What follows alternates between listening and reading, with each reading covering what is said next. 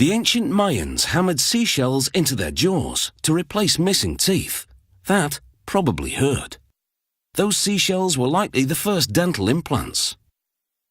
Today, titanium tooth implants fill the gaps nicely, and of course, they're screwed in, not hammered. In the middle of the 20th century, it was discovered that titanium is a metal that bonds with bone.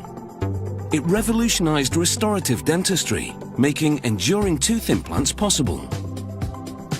To make these implants, they start with a solid titanium rod. This 4-meter rod will be used to make more than 200 implants. The technician inserts the rod in a long holding device, which keeps it straight as it feeds it into a lathe system.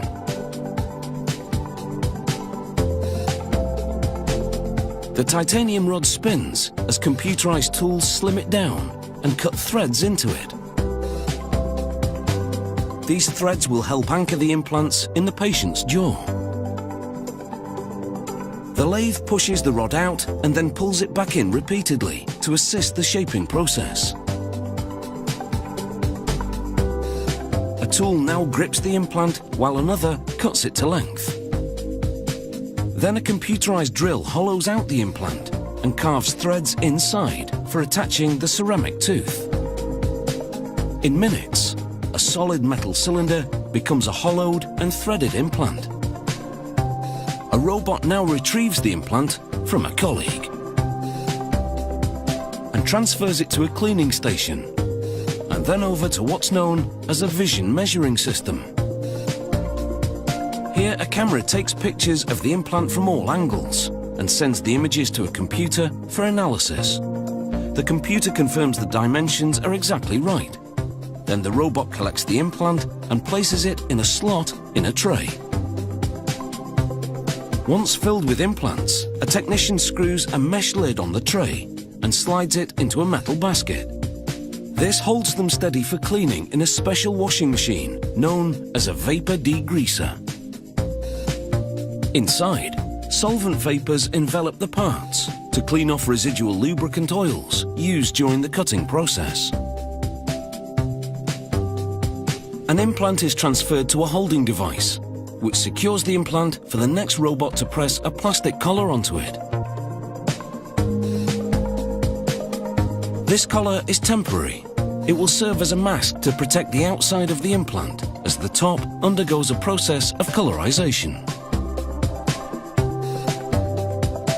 A robot places the implant upside down in a mild acid, and then an electrical charge is applied.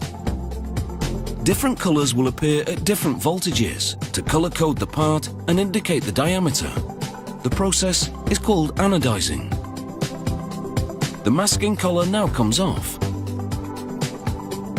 Then implants are taken to another tray and screwed in. This prevents them from falling off as machinery turns the tray upside down to immerse the implants in acid and anodize the exterior. This time the anodizing serves another purpose. It changes the surface to make it more porous. This will improve the bonding of the patient's jawbone to the implant.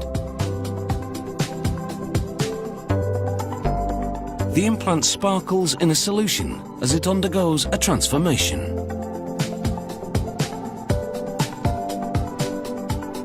Here's the new porous surface magnified by a microscope. A robot transfers the dental implants to another tray. They're now ready for a final cleaning. They go into a tank full of hot, purified water. A generator sends high-frequency sound waves into the water, creating bubbles and waves that gently scrub the implants. After sterilization, these titanium dental implants are ready to take root in human jaws. The clinician screws the implant into the patient's jawbone and then secures a made-to-match ceramic tooth to it.